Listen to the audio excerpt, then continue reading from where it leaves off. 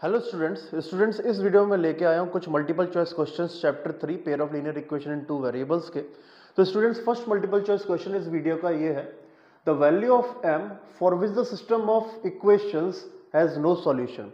तो ये जो दो इक्वेशंस है इनका यहाँ पर रिलेशन क्या है, नो सॉल्यूशन का, और इसमें हमें क्या फाइंड करना, ये जो m है इस m की हमें वैल्यू फाइंड करनी है। अब स्टूडेंट सबसे पहली बात कि जब हमें पता है कि जब system of equations no solution वाला केस बना रही है तो उस केस में होता है a1 upon a2 equal to b1 upon b2 not equal to c1 upon c2। तो इस क्वेश्चन को सॉल्व करने के लिए, क्योंकि हमें नो सॉल्यूशन दे रखा है, तो इस रिलेशन का हमें यूज करना है। फर्स्ट इक्वेशन जैसे हमारे पास है x plus 2y equal to 5 and second equation है 3x plus my is equal to -15। तो नो सॉल्यूशन के हिसाब से हम इस इक्वेशन के कोफिशिएंट्स का यूज करते हैं, तो हम लिख सकते हैं a1 की जगह पे 1 upon a2 3 equal to b1 2 upon this one b2 m not equal to c1 5 and c2 -15। अब यहाँ पे जैसे कि हमें m की वैल्यू फाइंड करनी है, तो उस केस में हम ये अनइक्वल वाला केस ना लेते हुए सिंपल इक्वल वाला केस लेते हैं। तो ये दोनों जैसे कि फ्रैक्शंस इक्वल हैं, तो 1 upon 3 is equal to 2 upon m लिखेंगे। क्रॉस मल्टीप्लिकेशन करेंगे तो 1 into m is m and 3 2 ज़ा 6। तो यहाँ पे m की वैल्यू आ रही है 6। तो स्टूडेंट्स यहाँ पे जो हमें option A B C D दे रखा है, इसमें हमारा ऑप्शन सी करेक्ट है। तो स्टूडेंट्स ये था हमारा फर्स्ट मल्टीपल चॉइस क्वेश्चन का सॉल्यूशन। अब सेकंड क्वेश्चन देखते हैं। स्टूडेंट्स ये क्वेश्चन नंबर 2, सेकंड क्वेश्चन है इस वीडियो का, for which value of a the system of equations represent parallel lines.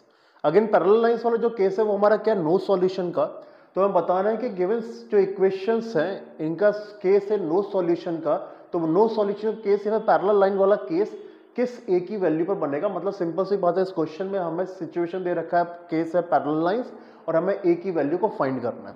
तो हम जानते हैं कि पैरेलल लाइंस के केस में क्या होता है, प्रीवियस वीडियो क्वेश्चन में भी हम देख चुके हैं। पैरेलल लाइंस के केस में a1 upon a2 equal to b1 upon b2 not equal to c1 upon c2 होता है। तो पैरेलल लाइंस का केस या फिर नो सॉल्यूशन का केस हमारा ये रहता है a1 upon a2 equal to b1 upon b2 not equal to c1 upon c2।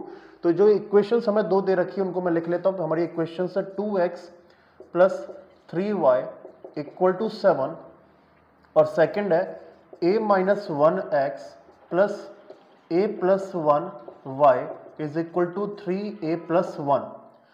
तो अब यहां पर मैं जो वैल्यूज है इन दोनों इक्वेशंस में से a1 a2 b1 b2 की वो यहाँ पे यूज करता हूँ।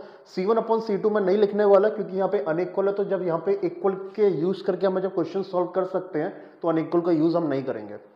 तो a1 अपॉन a2, तो a1 की वैल्यू है 2, a2 की वैल्यू है a minus 1 equal to b1 की वैल्यू है 3 और b2 की वैल्यू है a प्लस 1। क्रॉस मल्टीप्लीकेशन करते हैं तो 2 a plus 1 is equal to 3 a minus 1। तो ये ब्रैकेट ओपन करने पे होगा 2a plus 2 is equal to 3a minus 3। अब इक्वेशन को सॉल्व करेंगे तो मैं a को इस साइड लेके आता हूँ, नंबर्स को इस साइड। तो 2 माइनस 3 आएगा लेफ्ट में, तो प्लस 3 इज इक्वल टू 3 है, तो पहले से राइट में है। 2a को शिफ्ट कर रहे तो माइनस 2a। तो 2 plus 3 is 5 equal to a। So a की वैल्यू हमारे पास आ चुकी है 5। तो स्टूडेंट्स हमें ये 4 ऑप्शंस दे रखे हैं, a की वैल्यू 5 है जो कि हमें ऑप्शन डी में मिल रहा है। तो स्टूडेंट्स इस क्वेश्चन का जो करेक्ट आंसर है वो है option D, a equal to 5। तो स्टूडेंट्स ये रहा इस क्वेश्चन नंबर 2 मल्टीपल चॉइस का सॉल्यूशन। स्टूडेंट्स अगर वीडियो आपको हेल्पफुल लगी हो तो वीडियो को जरूर लाइक कर देना, चैनल को सब्सक्राइब कर देना। तो स्टूडेंट्स हम मिलेंगे नेक्स्ट वीडियो में इस चैप्टर के कुछ और इंपॉर्टेंट क्वेश्चंस के साथ।